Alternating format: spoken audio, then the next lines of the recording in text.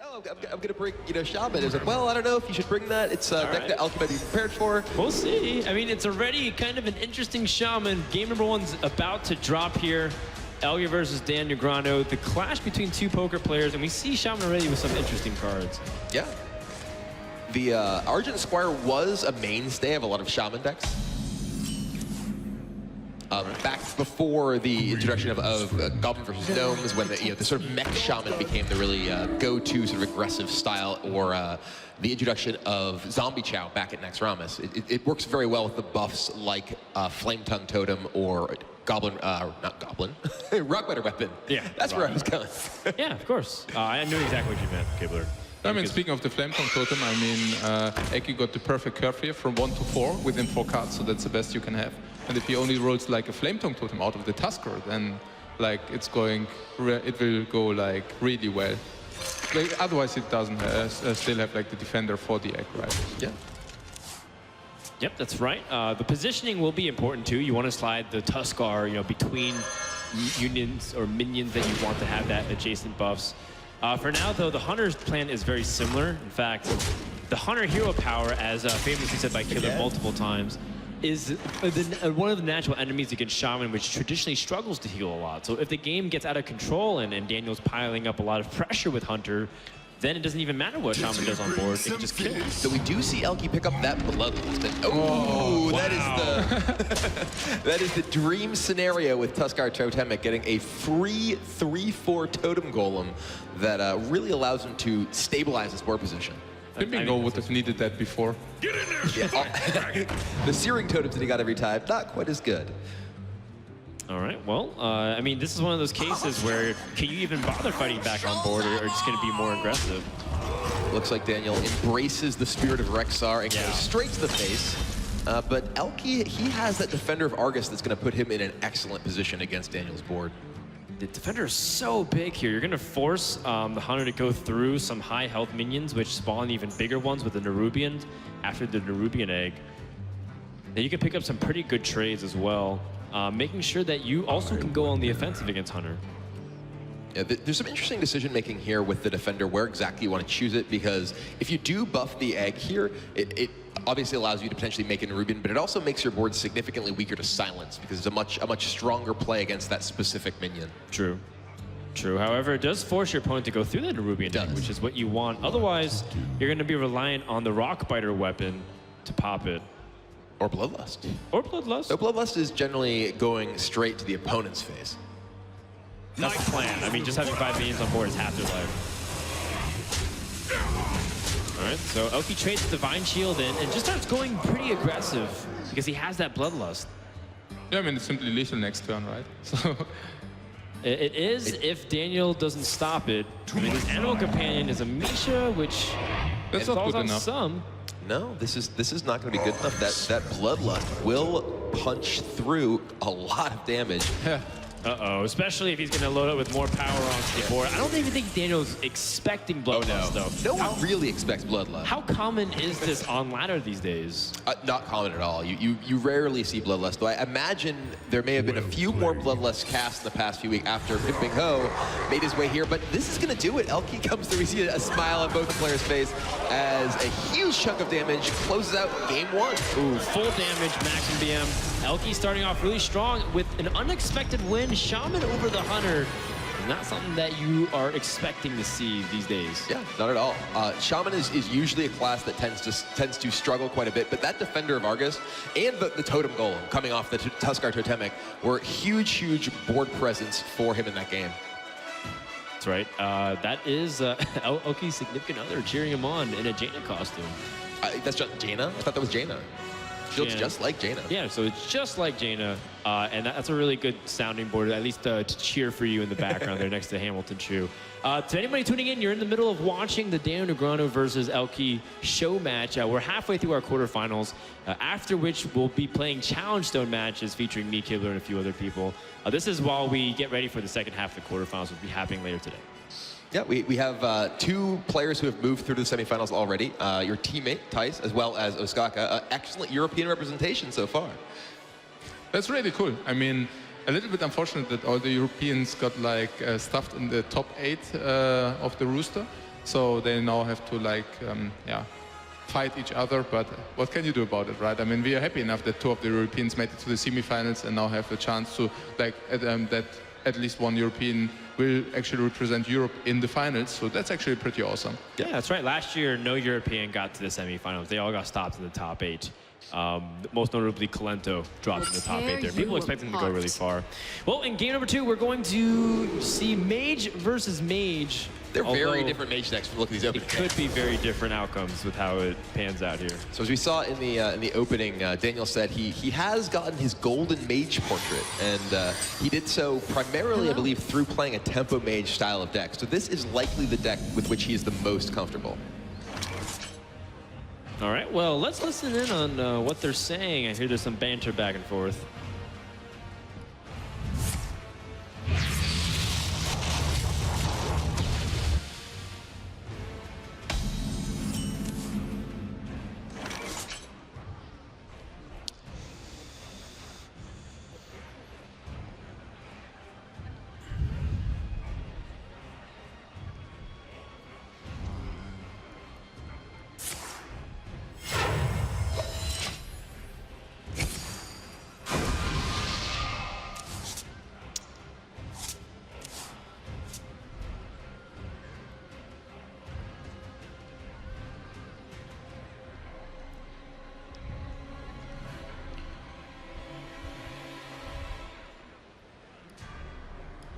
Wanted, dead or alive. There you go.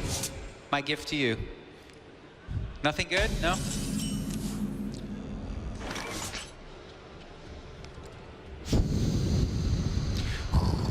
That's good.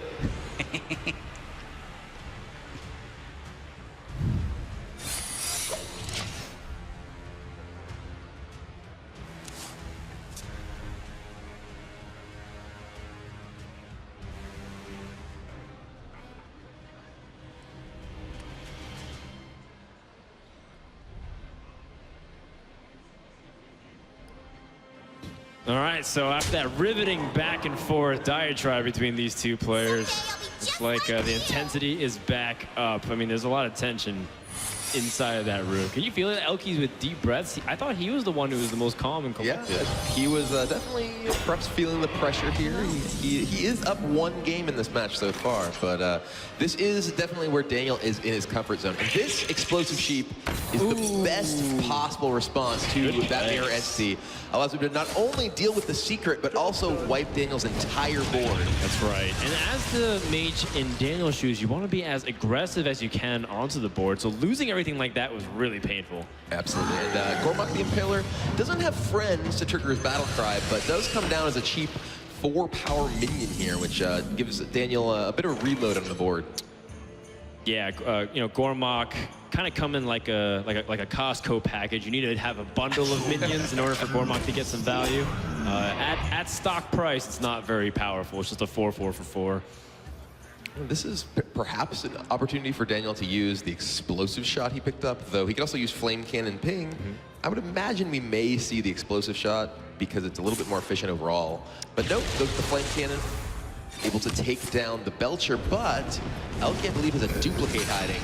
Which that's will going to be give him full hand too, by the way, but that's still okay. You have so many good cards in your hand that I think you don't mind what you burn next, unless it's Alex Strasler.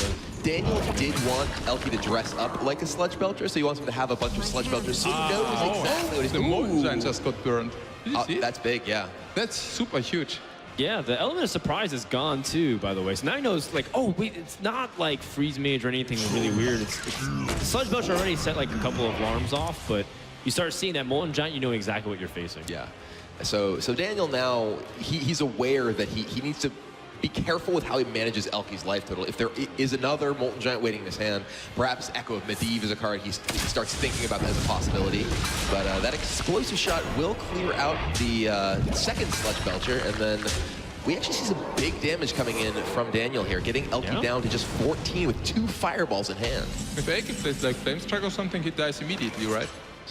Yeah, he needs to both defend himself against the minions and do something to prepare to defend his life total as well, because he's so low. Yeah, that's right. It's a really good point that if he flame strikes and clears the board, if something with 2 attack or more falls out, he dies. Yeah. Which is very common to see. Not to mention that even if he does survive, what if he gets to the point where his opponent can simply weather him down through damage and then kill him with hero powers over turns?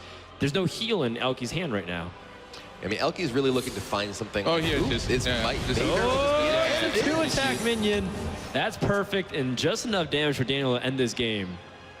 You see him point, aim and click there against ElbY, and there comes fireball number 1, fireball number 2, and that's 14 damage, going to tie up the series 1 game to 1. That's right. So Daniel Negreanu with the fist pump, putting himself on the board. Looks This like was probably like the fastest Echo Giant mage game I ever saw. Like without Echo Giant, right? I mean, so. Well, he did have 1 Molten Giant possibly drawn, but there's 2 things to this. First, Daniel gets an important win to tie up the series. The second is that he knows what kind of mage deck this is going forward, so the surprise element's also out of the way. Yeah, that's often one of the powerful elements of the deck like Echo Giants is can play like a different style of deck and then sort of spring the trap on you of, oh, okay, Yes. here come the Molten Giants. Yeah, so that's no longer available at ElbY's disposal, but maybe matchup-wise, he's still in a pretty decent spot. Or so you think until you look at the classes remaining from Daniel, which is Druid and Hunter. And those are 2 classes which can be very tricky for the Echo Mage to engage with. Yeah, exactly what you said. I mean, I don't know exactly about the matchup against the Hunter, but against Druid, it's horrible. Like, it's really bad. Like, Yeah. if like the Druid player executes his gameplay correctly, then Echo Mage shouldn't have like a chance in that match. So it's really important, like for Eki, that he chooses his Echo Mage into the Hunter, if possible. So how do you feel after watching 1 game apiece from both these guys here? What's your reading? Are they playing to your satisfaction, life coach?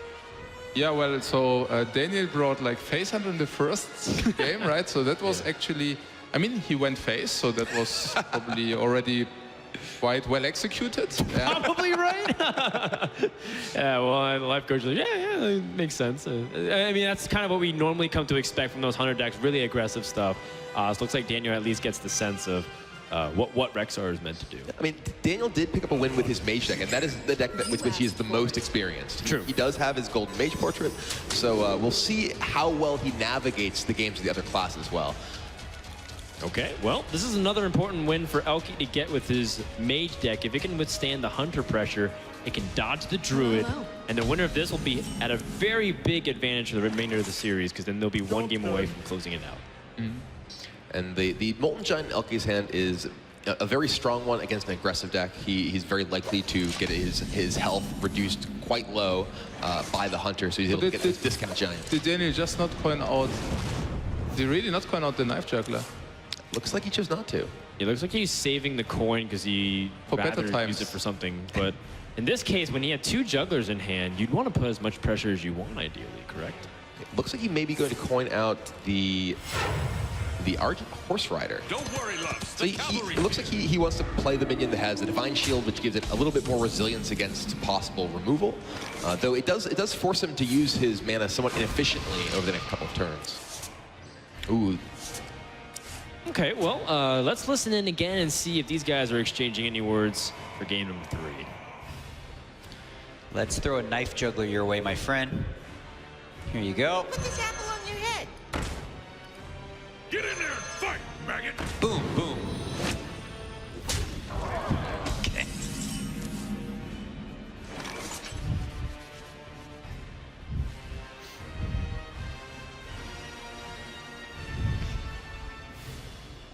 I know you got that sheep thing. You can play that sheep thing? What is that sheep thing called? I know what you're thinking.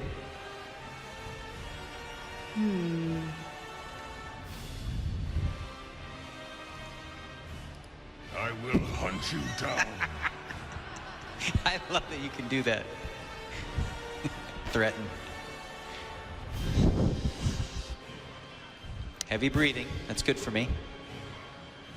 What to do? What to do?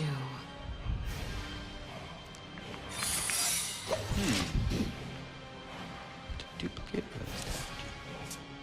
One person's talking, at least. Looks like Daniel Negreanu is in the zone, making reads on ElbY. That sheep thing, unfortunately for ElbY, not in his hand, but Right. Well, I mean, it's one of those things where he's like, yeah, play it. I know you have it. He doesn't have it because obviously he would try playing it to reduce the pressure. I mean, so Daniel's gathering some information, trying to use some of those old man tricks here. Daniel in a pretty good spot here with a lot of aggression, though ElbY does have that ice block down as well as Molten Giant. So he could be in a spot where he gets to start playing gigantic minions, but he doesn't have any heal. So if his ice block is popped, there's that sheep thing. Nice draw for ElbY there. We see a little bit of dance on Daniel's side. Yeah, he won't be dancing for really long, though, if the explosive sheep clears the board. Well, it won't clear it entirely because of the Divine Shield. Yeah. The Argent Shredder does survive. No damage from the Divine Shield preventing it. ElbY down to 15.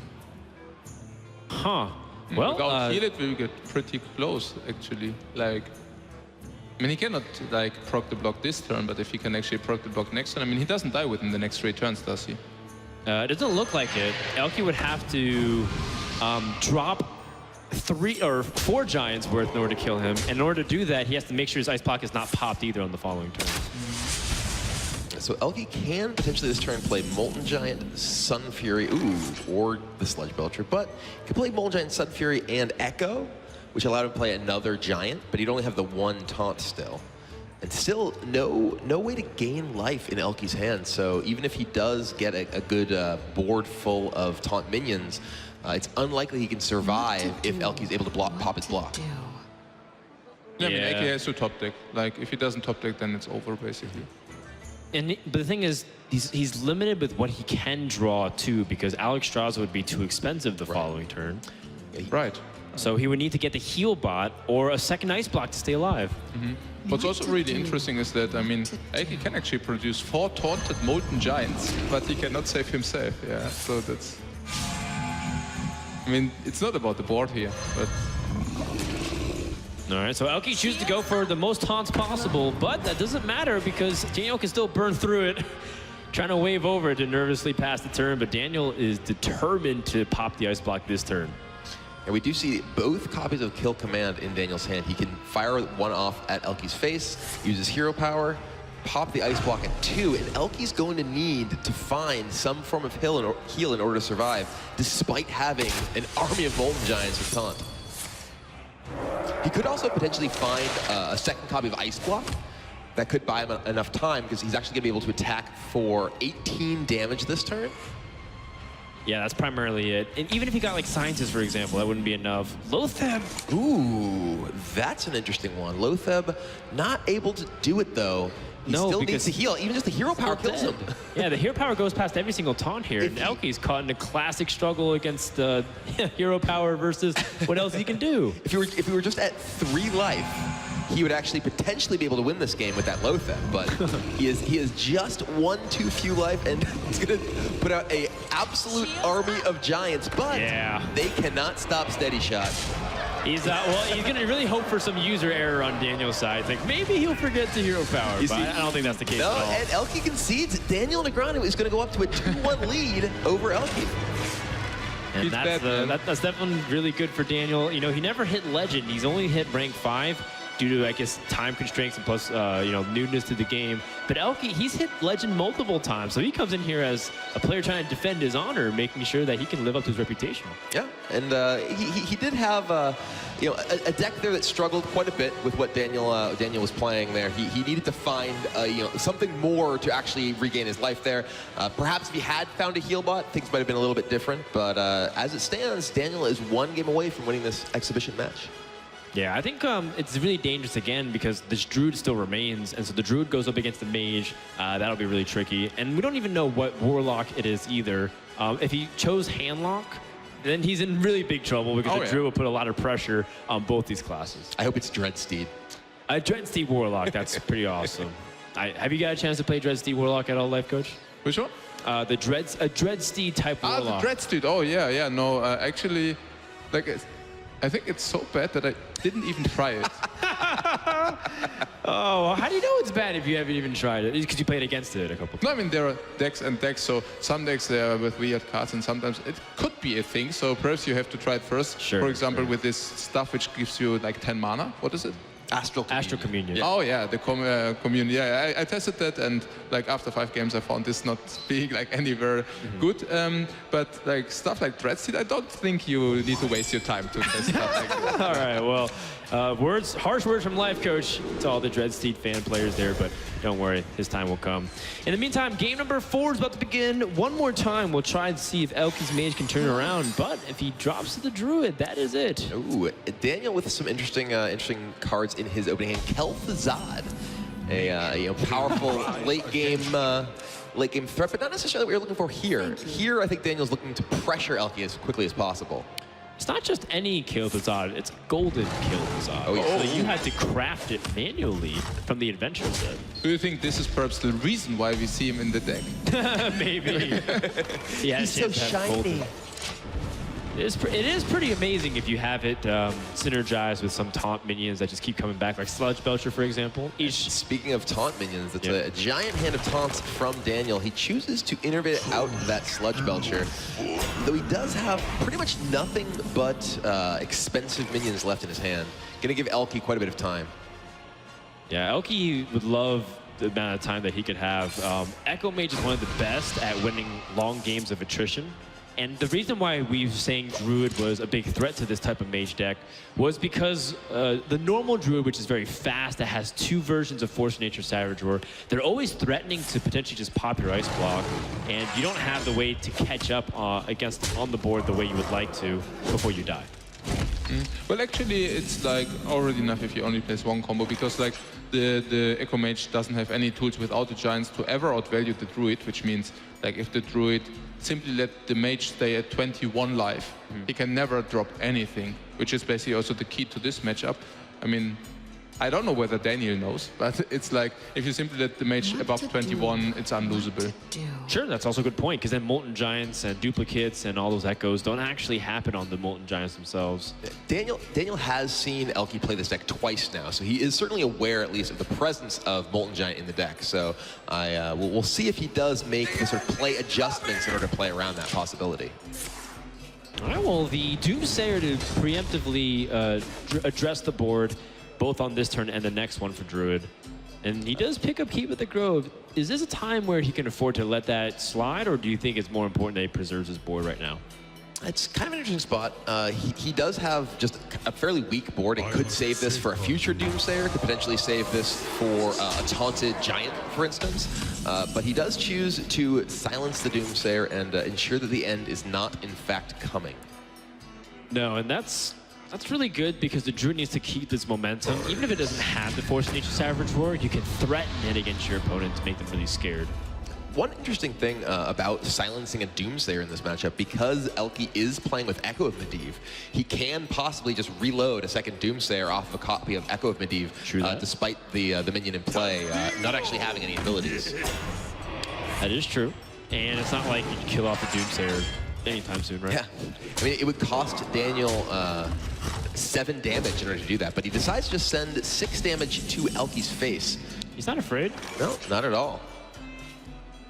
Because he does have the big game hunter, so maybe feels like he can deal with one of the Giants. So this is ElbY in an interesting position here. He's facing down quite a powerful board without really all that many strong plays of his own this turn. Yeah, that's right. This is, I mean, it feels like it's okay if he plays slightly defensively.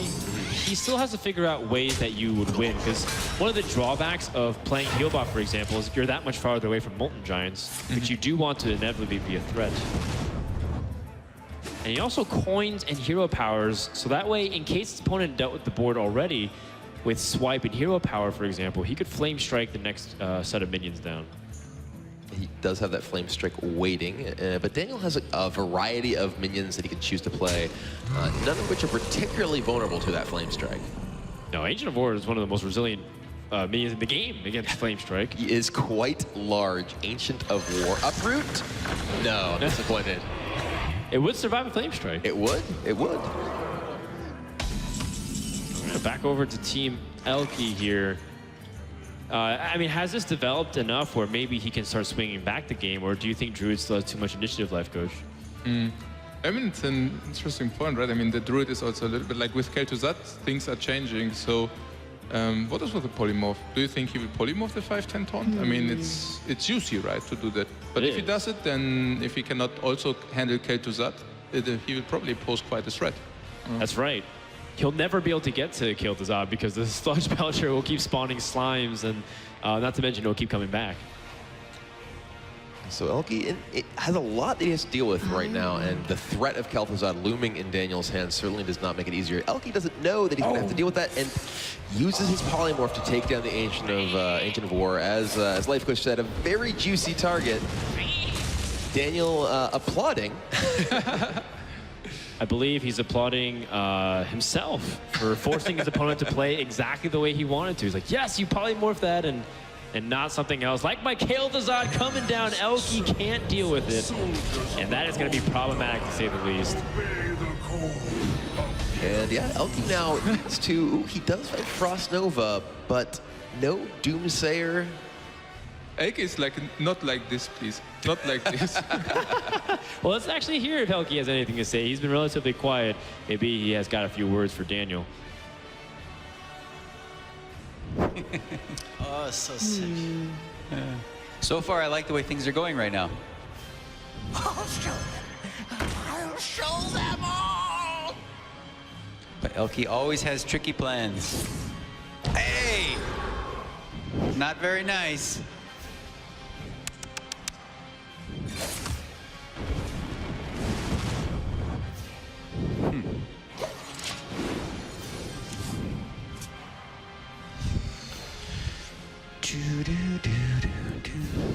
Let's see.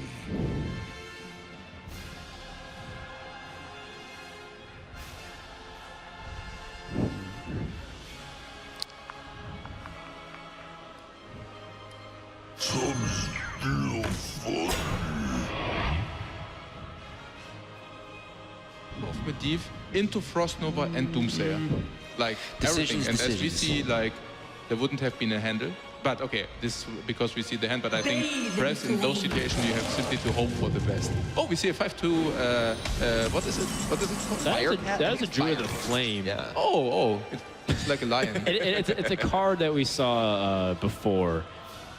As it looks like it's a card that used to be used as a 2/5 minion to try to handle some aggro, but he's using it here very aggressively as a 5/2. Yeah.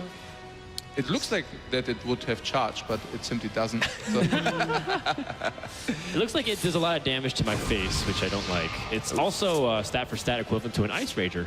It is. It is the... was it, by the way, already nearly over? Yeah, well, I mean, it's going to be tough for ElbY to come back here.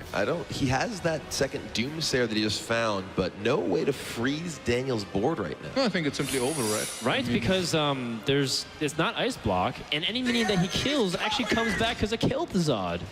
Because like he can't actually deal with this legendary minion which keeps spawning other ones. Didn't find a there's also secret, so this very well could be Ice Block here. Okay. So may not quite be over for ElbY, but he's definitely on the ropes. Yeah, I mean, Daniel will have to make sure that he makes the right play, but even if he played it really safe, it's still the question, wondering, like, can ElbY deal with this Kel'Thuzad? So we do see Duplicate giving a couple more copies of Doomsayer to ElbY, but he does not look like he is likely to have the time to use them.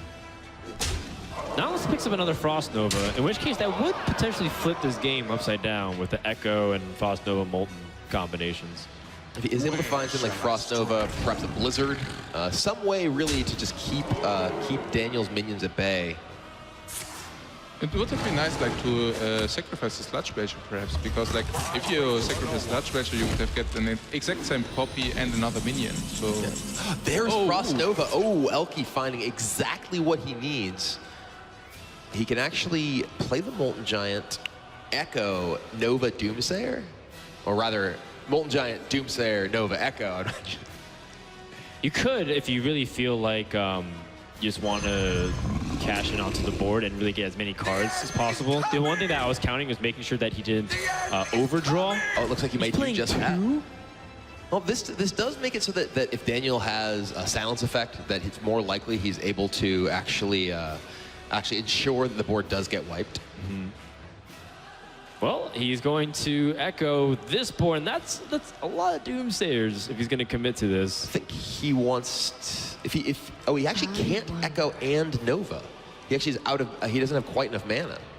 Oh yeah, you're right. That was probably a consideration as well. He's going to drop one more Doomsayer just to see if he can permanently wipe this board off the face of the planet.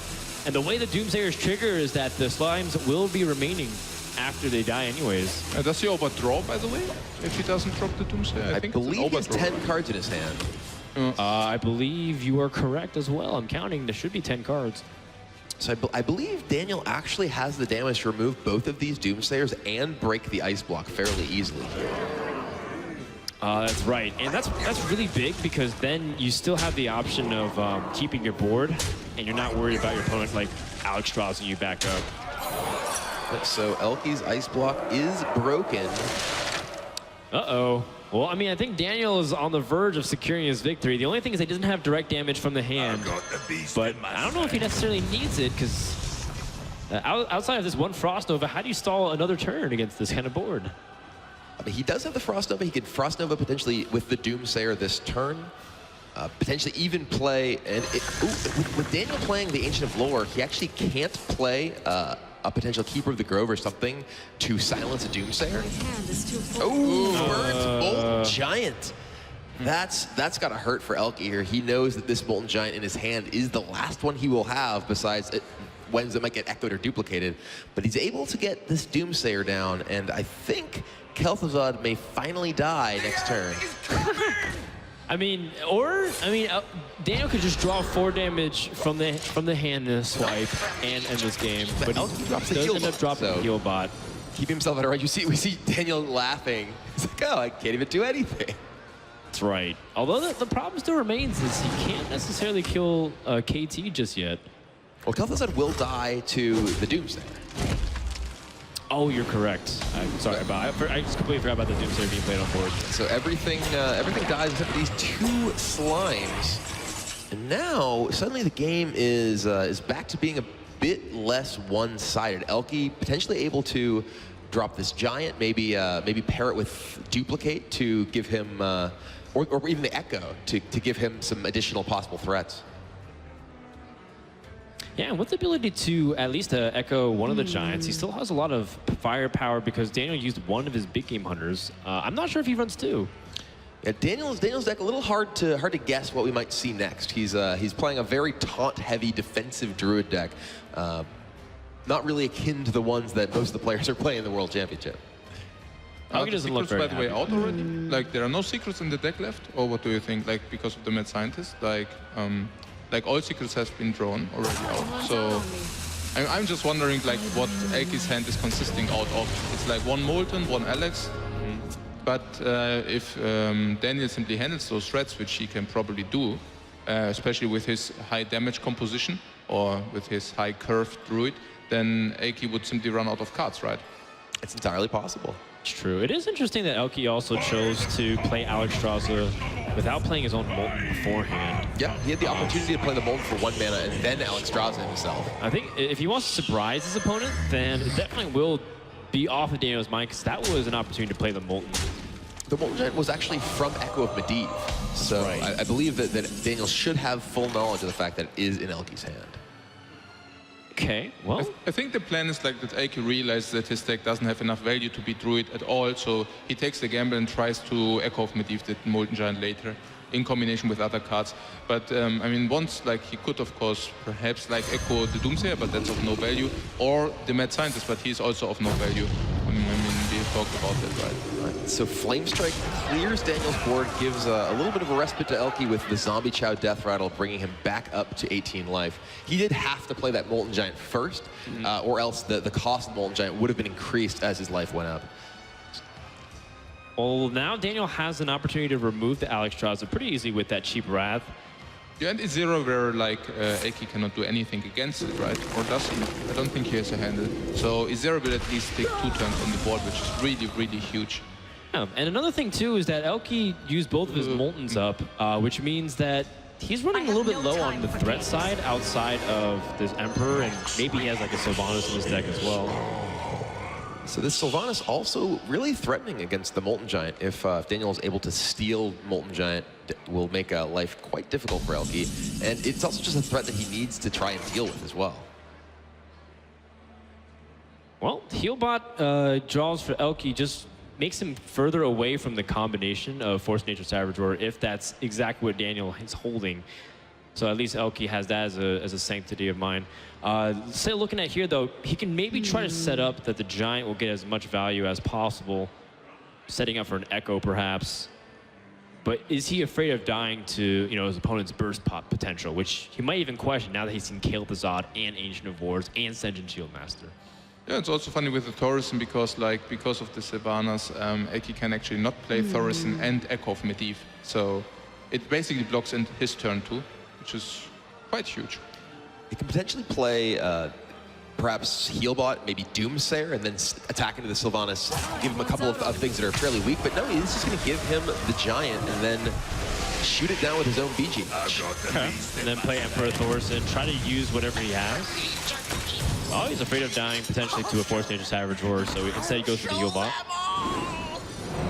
Okay. Zero still would stay 2 turns, so... Yeah, Ysera was still very problematic, considering that ElbY already used one of his polymorphs, and Daniel would have Ysera just gathering cards.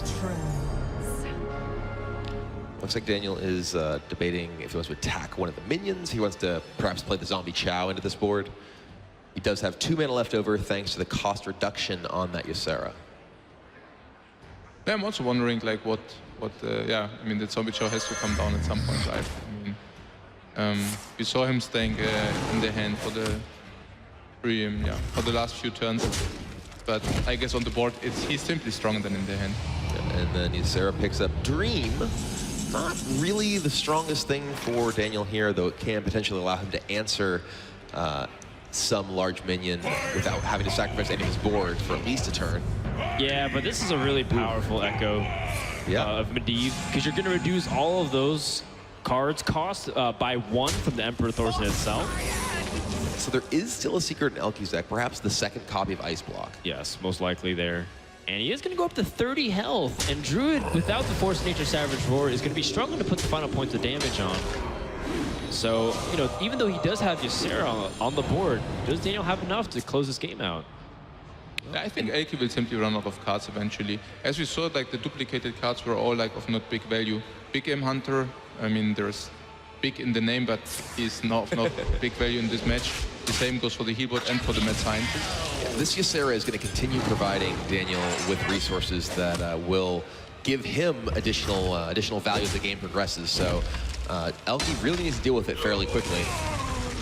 I don't think he can, though. Again, there's no real direct removal for the Ysera, and he has to generate 6 more damage from the hand to just kill it. Right. And a lot of times these decks, these Echo Mages, might not even run fireballs or other ways to directly remove it just damage-wise. And we have seen him already play a copy of Polymorph. So if he has a second one, that's really what he's looking for here. He could try and hide a Doomsayer behind a Sledge Belcher. Though we know that Daniel has that copy of Dream in his hand, which could make any taunt really unreliable. Yeah, and then he had this dancing game of like, well, the board tension keeps building, but Doomsayer never gets to trigger, and therefore he might even answer it the moment you can secure it. ElbY gonna play a duplicate to hopefully force his opponent to attack into the Sludge Belcher and duplicate it, but then if Daniel sees that opportunity, he might dream and force a copy on something like a Mad Scientist. And, you know, Mad Scientist being duplicated is not what you want to say. Not at all. Especially when you're so far into your deck that you've likely played all of your secrets. Yeah, I mean, the Dream here is, of course, very strong now. I mean, especially if you can use it against Belchers. I mean, Ysera is simply drawing one big Ysera Dream card every turn.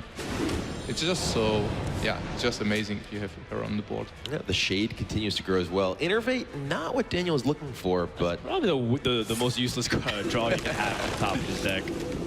But he sees the Dream, and that's not going to make ElbY happy at all. Whatever Daniel kills next will duplicate, whether Big Game Hunter or Mad Scientist.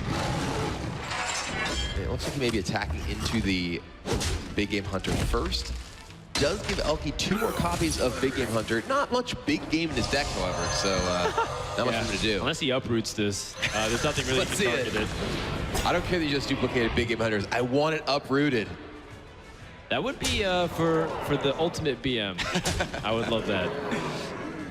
ElbY, by the way, in danger of just dying next turn. Not only does Daniel have the potential lethal with whatever he draws, but he has that Nightmare as additional bonus damage.